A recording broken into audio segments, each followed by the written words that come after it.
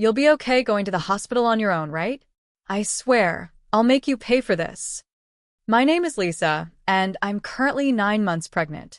It's my first time expecting, so while I'm overjoyed about the arrival of a new addition to our family, I can't help but feel overwhelmed with nerves. My husband, David, works a white-collar job and gets his weekends off. However, it doesn't contribute much to household chores or errands. This is because he usually spends his weekends visiting his parents. David has a very close relationship with his family, and since they live nearby, he heads over almost every weekend without any real necessity. Since becoming pregnant, I've been extra careful about avoiding heavy lifting. For example, when I need to buy heavier items like bags of rice, I rely on the kindness of friends to lend a hand. My daily routine begins with waking up early to prepare breakfast for David and seeing him off to work. Once he's gone, I take care of cleaning the house, doing the laundry, and running errands. When I get back home, I shift my focus to preparing dinner. Only after finishing all these responsibilities can I finally take a moment to rest. Since starting my maternity leave, I've discovered a new passion: blogging. Every day, I keep a diary paired with photos I've taken, meals I've cooked, the clear blue sky, flowers blossoming in the garden, and more. Friends and acquaintances often leave kind comments, and these little interactions have become a source of daily happiness for me. One evening, as I was in the kitchen preparing dinner, my husband arrived home. Like clockwork, he casually tossed his bag and jacket onto the sofa. I quietly picked them up and hung them on the coat rack. "Welcome back. I made hamburgers for dinner," I said. "I'm going to take a bath," he replied curtly, heading straight to the bathroom without another word. It's been 3 years since we got married, and I've long noticed the lack of warmth or thoughtfulness in our relationship. I sometimes question if this is what marriage is supposed to feel like, but I've come to accept it as my reality. When David came back dressed in his pajamas, I handed him a drink. "Where's the beer?" he asked, glancing toward the bar. "I'm sorry," I said apologetically. "I forgot to pick it up today, but I'll make sure to grab some tomorrow." His expression darkened instantly. "Seriously? Go to the convenience store now." His tone had shifted abruptly, leaving me taken aback. He spoke with clear anger, his tone sharp. I felt a wave of irritation wash over me. Why was he demanding this from me, his pregnant wife? "If you want it so badly, why don't you go get it yourself?" "It's not easy for me to move around with this huge belly," I retorted. That only fueled his anger. He raised his voice, yelling, "You're the one who forgot to buy it. It's your mistake, so it's your responsibility to fix it. Being pregnant doesn't mean you're entitled to special treatment. My mother always said it's important to stay active for your health." Knowing how difficult it was to calm him down when he was in this state, I reluctantly gave in. With a heavy sigh, I grabbed my bag and headed to the convenience store. When I got there, I unexpectedly ran into Sarah, our neighbor. "Oh, Sarah. Good evening," I greeted her. "Good evening, Lisa. Did you forget to pick something up too?" she asked with her usual cheerful tone. "I ran out of sauce, so I came here." Her upbeat demeanor lightened my mood a little. "My husband wanted beer, and he insisted I come buy it," I said with a wry smile. Sarah frowned. "Why didn't he just get it himself?" "That's what I told him, but he wouldn't listen," I replied with a shrug. She gave me a sympathetic look. "Sounds like you're dealing with a lot, Lisa." We walked together for a short while before parting ways at the crossroads. When I finally returned home, I found David sprawled on the couch, lounging as if nothing had happened. David was sprawled on the sofa, glued to the TV, and hadn't even bothered to clean up after dinner. "What took you so long? Were you just wandering around?" "Give me the beer," he snapped, his tone dripping with irritation. His harsh words cut deep, making my heart ache, but I bit back my feelings, handed him the beer without a word, and quietly started tidying up the kitchen. How could he say such things, especially knowing I was pregnant? A part of me wanted to lash out, to make him see how unfair and hurtful he was being. But the thought of another argument stopped me, and I kept silent.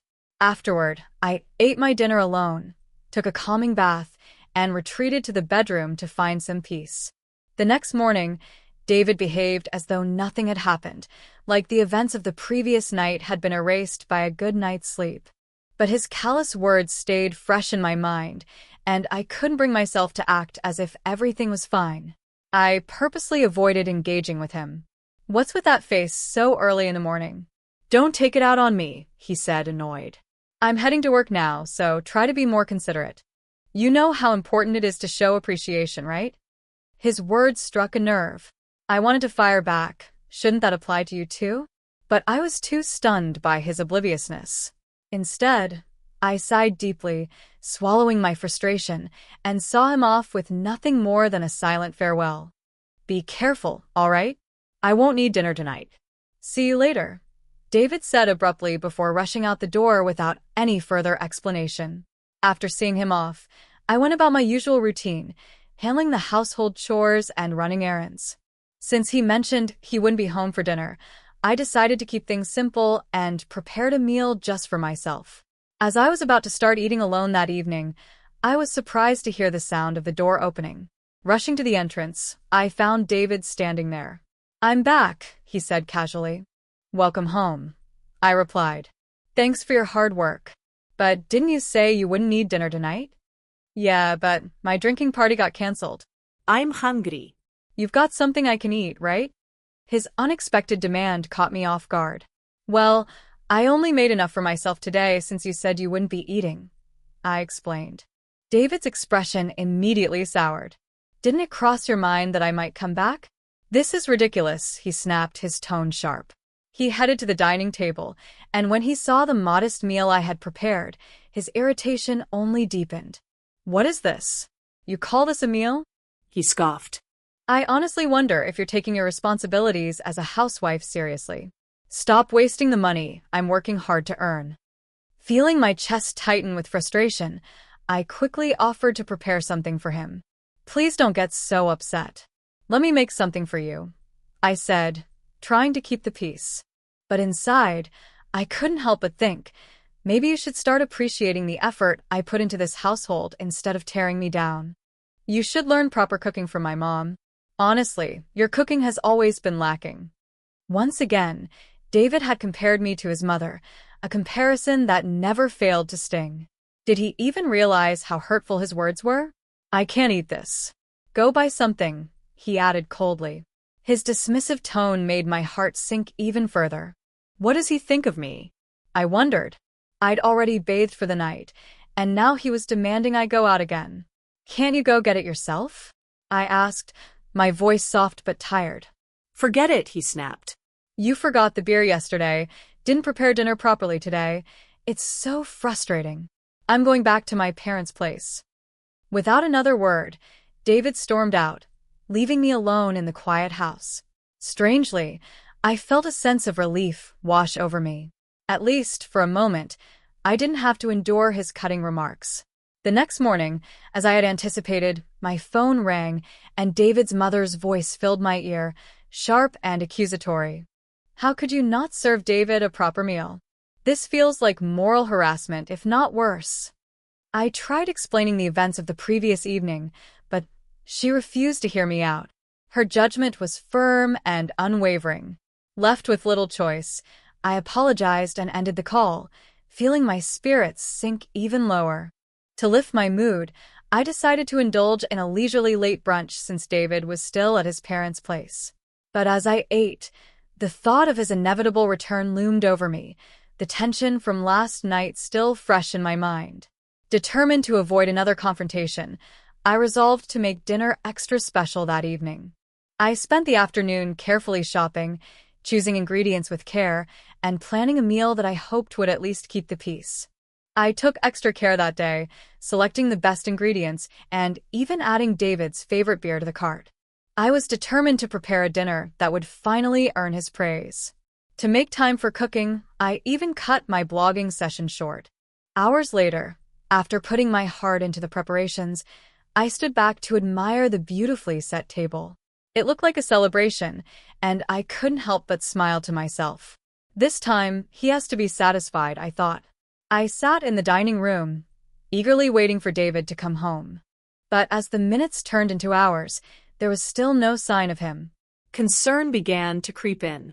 I tried calling his phone multiple times, but there was no answer. My worry grew as the clock ticked, 1 hour, then 2. Could he have gone to his parents' house? I wondered. Hoping for reassurance, I called his parents, but they told me he wasn't there either. My heart sank further. I kept trying to reach him, dialing his number over and over, but every call went unanswered. As the night stretched toward midnight, I began to feel panic rising in my chest. I even considered contacting the police. Just when I was about to take that step, I heard the sound of the door opening. David staggered inside, clearly intoxicated. His disheveled appearance and unsteady gait told the story of where he'd been. My worry quickly turned into a mix of relief and frustration as I tried to process the scene before me. I'm home, high up. Hearing the door, I rushed to the entrance, my concern mounting.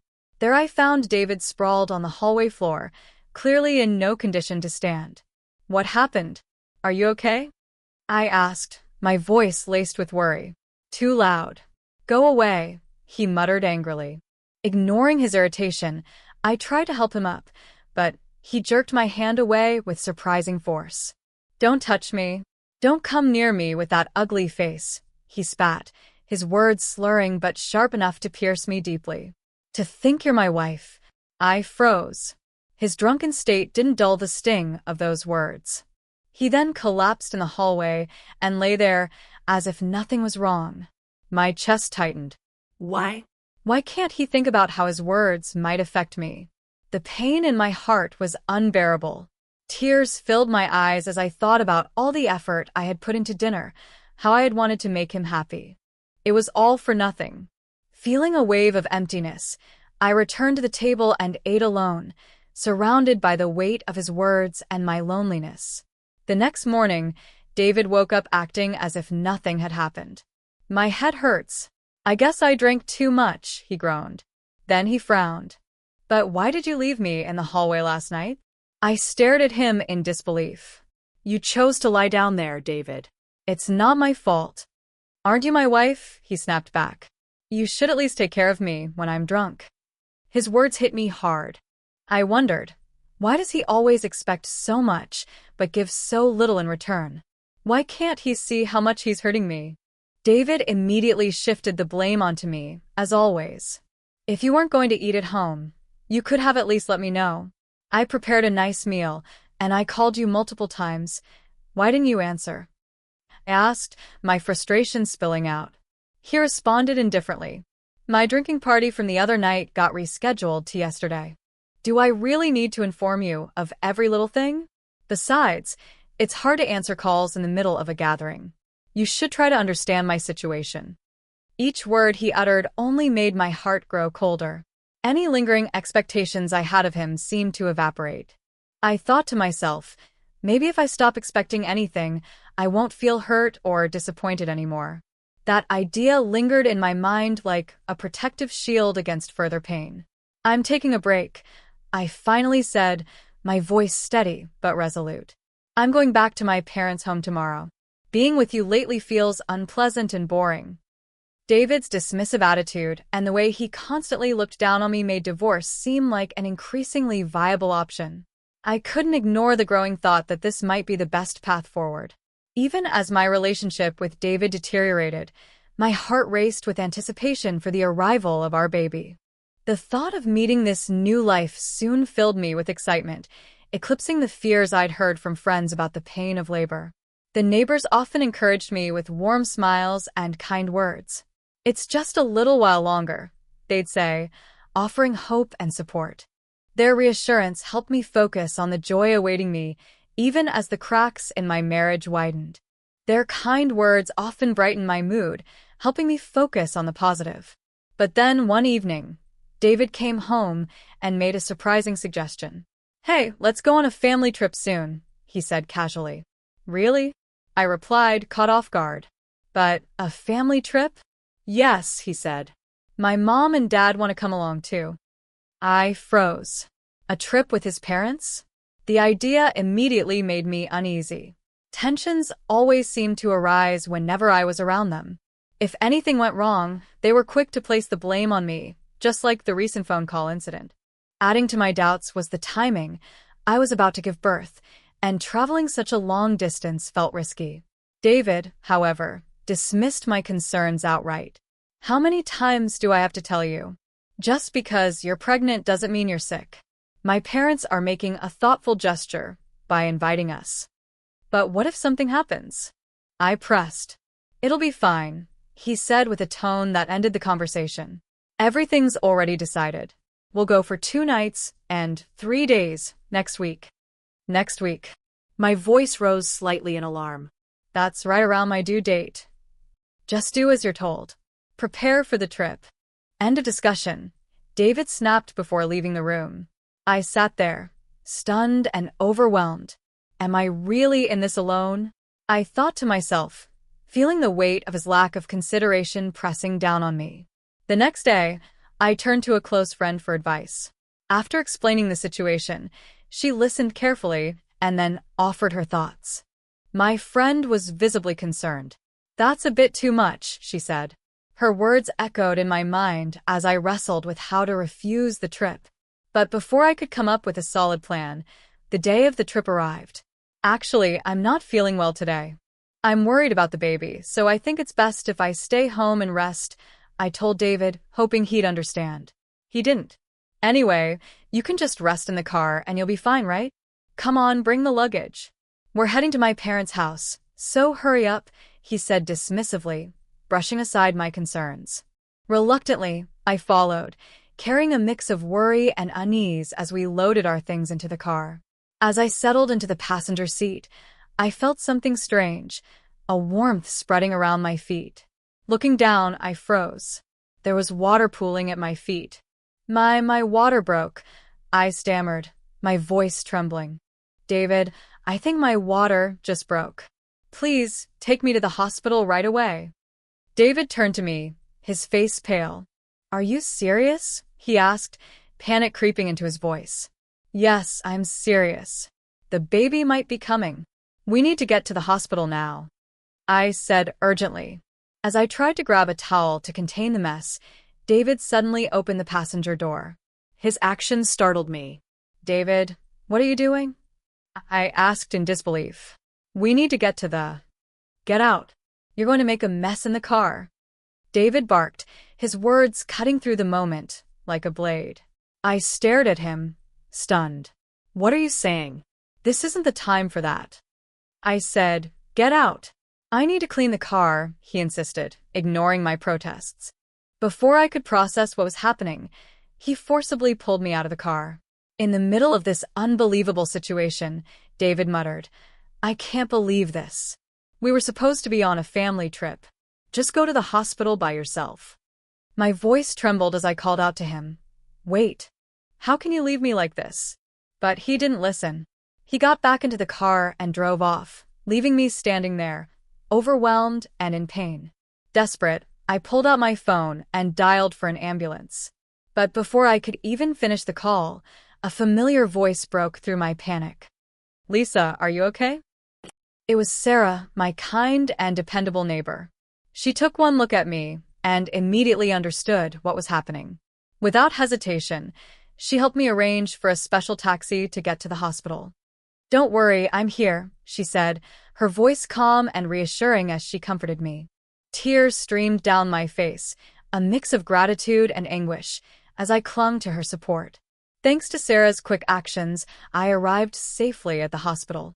She stayed by my side, holding my hand and offering words of encouragement, even as the labor pains grew stronger. While being wheeled to my room, I made a silent vow. I will make him pay for this. Sarah didn't leave until I was settled, and she even contacted my parents to let them know what had happened. When they arrived, their presence filled me with a sense of relief and strength, even as the most challenging moments of labor lay ahead. Arriving at the hospital, my parents rushed in with worried expressions. Sarah, who had been by my side the entire time, leaned in and whispered to them, "There's something I think you should know." The three of them stepped out of the room, leaving me alone as the labor pains intensified. From the corner of the room, my smartphone vibrated. "Who is it?" I asked weakly. My father glanced at the screen, his expression souring. It's David, he said, his tone reflecting his displeasure. Despite their hesitation, I decided to take the call. As soon as I answered, David's panicked voice filled the line. "Help me," he exclaimed, sounding frantic. But I was in no mood or state to engage with him. Without a word, I ended the call. My parents, seeing my distress, promptly turned off my phone. Even then, David's messages continued to flood in, though I was far too consumed by the ordeal of labor to care. After enduring hours of excruciating pain, I was finally moved to the delivery room. Through sheer exhaustion, I held on until I heard the sound of my baby's first cries. Tears of relief and joy blurred my vision as I looked up to see my parents and Sarah standing there, their faces lit with warm, proud smiles. Relieved, I closed my eyes, allowing the weight of exhaustion to pull me into a deep sleep.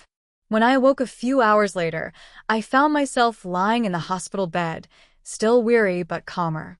Rubbing my eyes, I noticed my parents seated beside me, their expressions a mix of concern and love. "Are you okay?" my mother asked softly, her voice filled with tenderness. Still feeling the heaviness of fatigue, I struggled to find the words to respond, letting their presence comfort me as I tried to regain my strength. Energy to sit up, still feeling the weight of exhaustion. My father sat nearby, his eyes glistening with tears. My mother gently placed a hand on his shoulder, whispering, "The postpartum period can be so overwhelming. She'll need time to recover." Witnessing this tender exchange, a faint smile crossed my lips. "How's the baby?" I asked softly. My parents reassured me, explaining that the baby was undergoing some routine tests and would be back in the room soon. Glancing around, I noticed Sarah was no longer there. Sensing my unspoken question, my mother said, "Sarah left a little while ago." A wave of gratitude swept over me as I thought about how things might have turned out without her support. I silently resolved to visit her after I was discharged to properly thank her for everything she had done. Wanting to share the news of the birth with my friends, I turned on my smartphone. The screen lit up with an overwhelming number of missed calls, most of them from David. I stared at the notifications for a moment, frozen. But instead of feeling hope or expectation, all I felt was indifference. Without a second thought, I closed the notifications and set the phone aside. Later, one of my friends stopped by the hospital to congratulate me. Her genuine joy lifted my spirits as she celebrated the arrival of my baby. Moved by her warmth, I found myself opening up about the recent events, sharing the emotional and physical challenges I had faced leading up to the birth. Recent incidents with David. As I recounted everything, my friend listened intently, her expression shifting between shock and anger. "Honestly, he deserves some payback for that," she said half-jokingly, her tone laced with indignation. But then she softened, adding, "What's most important right now is your health and getting enough rest. Don't let him steal your peace." She stayed to chat for a while, offering her support and helping to lighten the mood before leaving. Later, my parents, who had already been briefed by Sarah about the ordeal, gently broached the subject. "What are you planning to do next?" my mother asked, her tone careful but concerned. I took a deep breath and shared my thoughts openly. "I'm considering divorce," I admitted. The weight of the words lingered in the room for a moment before my parents nodded, their expressions calm but resolute. "We respect your decision," my father said, "and we'll be here to support you, no matter what." Upon my discharge, I planned to move into my parents' home, where they had thoughtfully prepared a room for me and the baby. Meanwhile, I learned that David had visited the hospital, but since I had informed the staff that I didn't wish to see him, he was not allowed inside. The following day, Sarah arrived at my hospital room with a bright smile and a fruit basket in hand. "Sarah, you came?" I exclaimed, genuinely delighted to see her. "You seem to be recovering well," she said warmly, setting the basket down. "But remember, don't push yourself too hard. Postpartum fatigue can be serious. You need to take it easy." Her caring words were like a balm to my spirit. I let out a sigh of relief, feeling comforted by her presence. Taking the fruit basket, I said earnestly, "Sarah, thank you so much for everything." Close friends. Over time, I learned more about Sarah's life, but her connection to my husband's company came as a shock. Her warm demeanor never hinted at the significant influence she held. Now, hearing the stern edge in her voice, I felt a mix of gratitude and unease. Sarah, thank you so much for helping me. I don't know what would have happened if you hadn't been there, I said, bowing deeply in gratitude. She chuckled softly, her warmth returning. What matters most is that you and the baby are safe and healthy. I only offered a small hand. No need to thank me so much. Even so, I'm forever grateful. Once things settle down, I'll come over to thank you properly, I insisted. Sarah smiled, but her next words carried a heavier tone.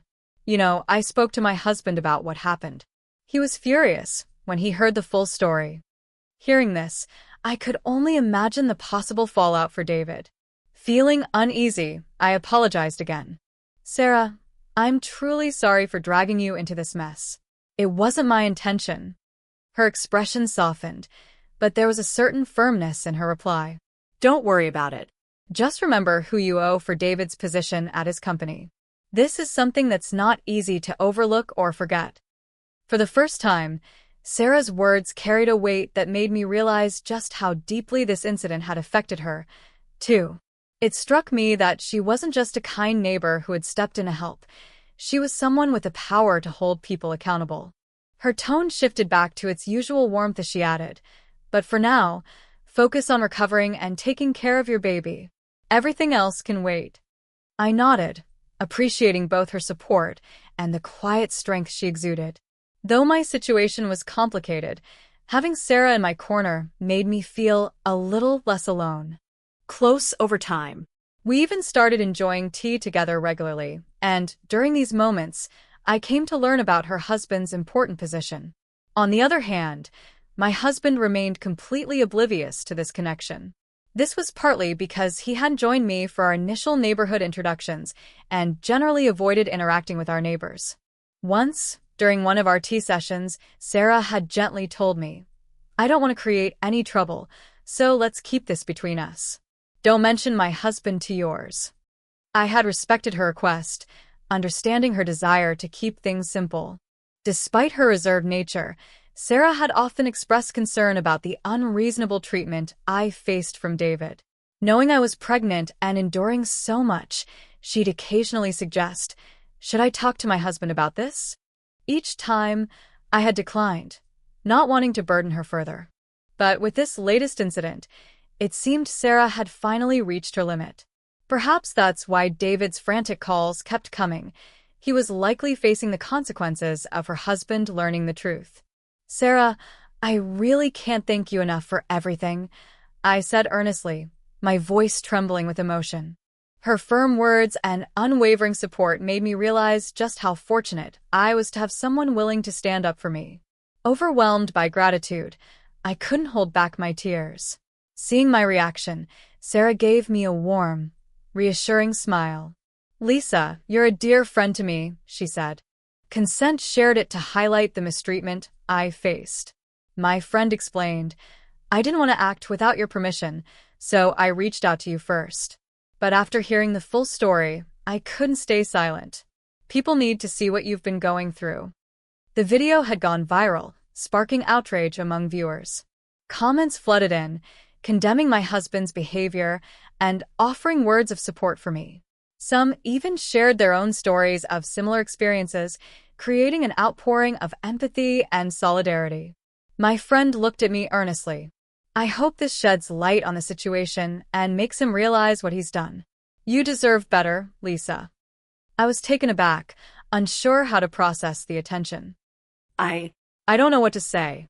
"Thank you for standing up for me," I said, my voice shaking with emotion. Seeing the overwhelming support online felt like a mix of validation and vulnerability. "Don't worry," she reassured me. "Your privacy is protected and no one knows it's you unless you want to share your story. But I thought you should know how many people are on your side." Her words warmed my heart, and for the first time in a long while, I felt like I wasn't alone in this fight. The thought of divorce became even clearer in my mind. I needed to create a safe happy life for myself and my baby, a life free from the toxic environment I had endured for far too long. As I continued preparing to leave the hospital, I made a silent vow. I would focus on my new beginning. With the support of my parents, Sarah, and my friends, I felt ready to take the first steps toward a brighter future. Not pick up and hear what she has to say. My friend's tone was calm, but there was a spark of curiosity in her eyes. I hesitated, staring at the phone as it continued to ring. I'm not sure if I'm ready to deal with this right now, I admitted. Well, my friend replied, whatever you decide, remember you don't owe them anything. They're just reaping the consequences of their actions. But if you do answer, at least you might get a sense of what they're thinking. After a deep breath, I finally picked up the call. Hello, I said cautiously. My mother-in-law's voice came through, sharp and agitated. Lisa, What's going on? Do you have any idea how much trouble you've caused our family? People are saying terrible things about us, and it's all because of you. Her accusatory tone lit a fire in me. Because of me? I retorted. This all started because of what your son did. Maybe you should focus on his actions instead of blaming me. There was a pause on the other end before she stammered. David made a mistake, but airing this online was completely unnecessary. Do you know how this has affected our reputation? Your reputation? I said, my voice steady but firm. What about my dignity and the safety of your grandchild? Did you ever think about that? The choices David made led to this, not me. If anything, he's lucky the video didn't expose more of what I've endured. My mother-in-law tried to interrupt, but I calmly added, look, I'm not interested in hearing excuses or shifting blame. I need to focus on recovering and taking care of my baby. If you want to talk about accountability, start with your son. Before she could respond, I ended the call. My friend, who had been silently observing, gave me an approving nod. Well handled, she said. You stood your ground, and that's exactly what you needed to do. As I set the phone down, a sense of clarity washed over me. I wasn't going to let their guilt-shifting tactics derail my plans for a fresh start. My focus remained clear, building a new life for myself and my baby, surrounded by people who truly cared. Understand what was happening, one of the men in black suits stepped forward and spoke calmly. Don't worry, ma'am. We're here to ensure your safety. It all felt surreal. My parents, standing close to me, appeared equally confused until another familiar voice chimed in. Sarah's husband. It seems your husband and his family don't know when to stop, he said, his voice firm but composed. I arranged for security to ensure they don't disturb you or the baby during your discharge. Relief washed over me as I realized the extent of the support Sarah and her husband were providing. I could hear David's angry voice in the distance, demanding to see me, accompanied by the sharp tones of my in-laws. But the men in suits firmly blocked their approach, preventing them from coming any closer. Lisa, come out here right now. We need to talk. David yelled, his frustration evident. One of the security personnel stepped forward. Sir, you're causing a disturbance. This is a hospital. Please leave, or we'll have to involve the authorities. My father gently placed a hand on my shoulder, guiding me toward the car. Let's go, Lisa. You and the baby are safe. That's all that matters now, he said, his voice steady and reassuring. As we exited through a side door, shielded by the security team, I couldn't help but glance back. The people who had once been my family now seemed like strangers, loud, aggressive, and entirely disconnected from the love and care I was determined to create for my child. Once inside the car, my mother held my hand tightly. You've got all the support you need, Lisa. You're not alone in this. I nodded, tears welling up in my eyes, not from sadness, but from the overwhelming sense of relief and gratitude. As the car pulled away, leaving the chaos behind, I looked at my baby nestled safely in my arms. This is the beginning of a new chapter, I thought, determined to build a peaceful and loving life for the two of us. She became a part of our family, so no matter how she's treated, she has to stay, my in-laws declared over the phone, their tone entitled and dismissive. My father, always calm yet firm, responded without hesitation. That's not how family works. Respect and care are the foundation of any relationship. If you fail to provide that, then you've already broken the bonds of family yourselves. Hearing about the conversation later, I couldn't help but feel a mix of frustration and validation. My in-laws' refusal to acknowledge their wrongdoing was predictable, yet my father's unwavering support gave me strength. As the days passed, I focused on adapting to my new life with my baby. The support from my parents and Sarah helped create a nurturing environment, but the relentless messages and calls from David and his family remained a shadow hanging over me. Each time I checked my phone, there was another message or missed call, as if they were trying to wear me down. Despite their persistence, I remained resolute. The divorce papers had been sent, and I was determined to move forward, even if it meant a long, drawn-out process. One evening, as I sat with my parents discussing the next steps, my mother said, "We should organize something for Sarah and her husband. They've done so much for you. It's time we show them how much we appreciate their kindness." I nodded, agreeing wholeheartedly. Sarah's unwavering support had been a beacon of hope during my darkest moments. I began planning a small dinner to express my gratitude, knowing that no gesture could fully repay what she had done, but it was a start. Even as challenges lingered, I felt hopeful. My baby's laughter, the warmth of my parents' home, and the kindness of people like Sarah reminded me that I wasn't alone. No matter how persistent my husband and in-laws were, I was ready to face the future with strength and grace. My husband's defiant tone faltered, and a trace of panic crept into his voice.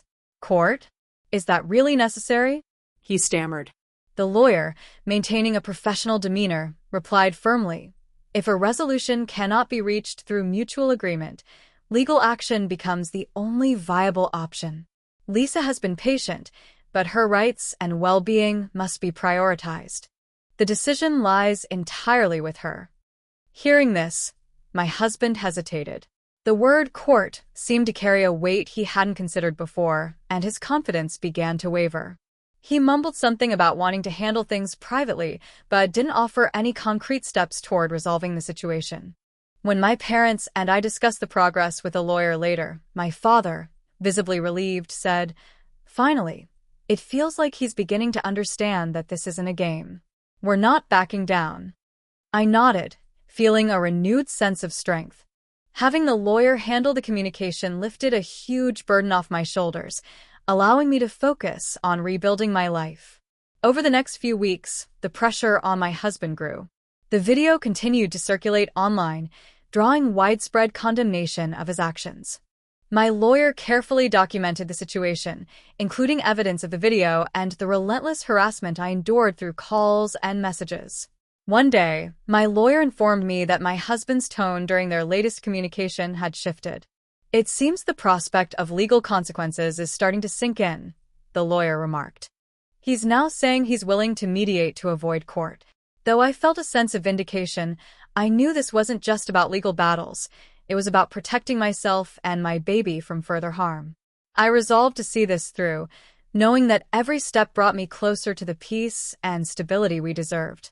With the support of my parents, Sarah, and the lawyer, I felt more confident than ever that I was on the right path. Whatever challenges lay ahead, I was ready to face them head-on. Call arrived, and I prepared myself emotionally, unsure of what to expect. With the lawyer on the line to ensure everything remained civil, I answered the phone. "Lisa," David began, his voice hesitant. I want to apologize for everything. I know I've made mistakes, and I regret how things turned out." His words sounded rehearsed, and while there was a hint of remorse, they lacked genuine depth. I listened quietly, waiting for him to continue. "I wasn't myself during those times," he added weakly, "and I just hope we can part on better terms." The lawyer intervened calmly. "David, this conversation is being conducted for resolution purposes. Lisa deserves clarity and sincerity. If you have anything further to say regarding child support or property division, now is the time." David sighed, his tone shifting to one of resignation. "Fine. "I'll agree to the terms. But I'm doing this under protest. I just want this to be over." Hearing his begrudging acceptance brought mixed feelings. On one hand, it meant I could finally close this painful chapter. On the other, it reaffirmed how little he valued his role in our child's life. After the call ended, the lawyer assured me that everything was now proceeding smoothly. My parents, who had been nearby, embraced me, their support unwavering. Later, I shared the update with Sarah, who reacted with her usual blend of humor and sharp wit. "At least he finally realized he couldn't win against you, or your amazing lawyer," she said with a laugh.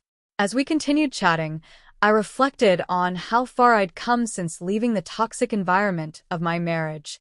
With every step forward, I felt lighter, more hopeful, and deeply grateful for the people who had stood by me. The journey wasn't easy, but I knew one thing for sure. My baby and I were starting a new life, free from the shadows of the past and ready to embrace a brighter future. The lawyer responded with a calm smile. "Absolutely, Lisa. This recording demonstrates not only his lack of accountability, but also his attempts to manipulate and intimidate you. It will be very useful if we need to pursue further legal action." My parents, who had been quietly observing, looked at me with pride. My father said, "You handled that perfectly. You didn't let him get to you." My mother added, "He's grasping at straws now, trying to guilt you into coming back. You're stronger than that, Lisa." I nodded, feeling a mix of relief and resolve. David's erratic behavior during the call only reinforced my decision to move forward with the divorce. I no longer saw him as the person I had once loved, only as someone trying to maintain control over a situation slipping out of his grasp. Later, I updated Sarah about the call, and she chuckled dryly. "A man like that will never change. Good riddance, I say." And now you have more proof of why leaving him was the right decision." Her words, paired with my lawyer's reassurance, gave me a sense of empowerment. While the process of divorce was still ongoing, I felt I was gaining the upper hand. With the evidence in capable hands and the unwavering support of my parents and friends, I felt more determined than ever to focus on the future. My baby deserved a stable and loving environment, and I was committed to providing that, free from the chaos and toxicity of the past. Air's social circle began to distance themselves. The once proud and overbearing in-laws now found themselves shunned and isolated. It seemed poetic, in a way, that their actions and attitudes had led to this downfall. When the lawyer remarked, "He truly is an incorrigible man," I couldn't help but agree. My parents, sharing the sentiment, had firmly decided to sever all ties with David and his family. Their disappointment in him outweighed their anger, leaving them more astonished at his lack of accountability than anything else. At some point, I realized I was finding a strange, almost mischievous amusement in watching the consequences of David's actions unfold. It wasn't just revenge. It was a validation of everything I had endured. That small devilish side of me found satisfaction in knowing justice was being served. The divorce proceedings concluded smoothly, thanks to the meticulous efforts of my lawyer. Both property distribution and child support agreements were finalized without any further hiccups, and the storm that had engulfed my life finally began to settle. Sarah's involvement, however, had a significant ripple effect. When she shared details with her husband, the president of the company where David had worked, it resulted in immediate disciplinary action. The president, known for his strong family-oriented values, expressed his belief that a man who cannot protect and respect his own family has no place in this company. David was fired. Without a steady income, he couldn't keep up with his housing loan payments and was forced to move back in with his parents. The once stable image he had tried to maintain was shattered, and he struggled to find stable employment, relying on short-term part-time jobs to scrape by. Meanwhile, the rumors surrounding his behavior spread beyond the viral video, reaching his parents' social circles. Their reputation, too, took a hit, and they found themselves increasingly ostracized by their peers. It was as though the world had turned its back on the people who had shown no compassion when it mattered most. While I focused on building a peaceful, happy life for myself and my baby, I couldn't help but reflect on how far I'd come. The chaos that once consumed me was fading into the past, leaving me stronger, freer and more determined to embrace the brighter days ahead. According to reports from Sarah's friends in the neighborhood, David and his parents seemed to live in perpetual unease. The cold societal judgment they faced, which went beyond anything I had anticipated, made me reflect on how ostracization could sometimes be more punishing than legal consequences. It appeared that they were trapped in a cycle of isolation, a reality far harsher than I could have imagined. With most of the turmoil behind me and my health steadily improving, my parents, my baby, and I visited Sarah's home to express our heartfelt gratitude. Sarah and her husband welcomed us warmly, their genuine happiness shining through as they doted on my baby. Their kindness made us feel at ease, and the visit was filled with laughter and joy. As time went on, Sarah and my mother grew close, their bond deepening into a beautiful friendship. Similarly, Sarah's husband and my father hit it off, and the connection between our families blossomed into something special. What surprised us all, however, was the unexpected direction my relationship with Sarah and her husband's son began to take. He was around my age, and as we spent more time together, a connection started to form. It wasn't something I had planned or even considered, but life has a way of unfolding in the most surprising ways. A few years later, the idea that I might actually become a part of Sarah's family felt surreal, something none of us could have predicted. But as I looked back on the journey that had brought me to this point, I couldn't help but marvel at how life has its own way of stitching together joy, healing, and love after the storm.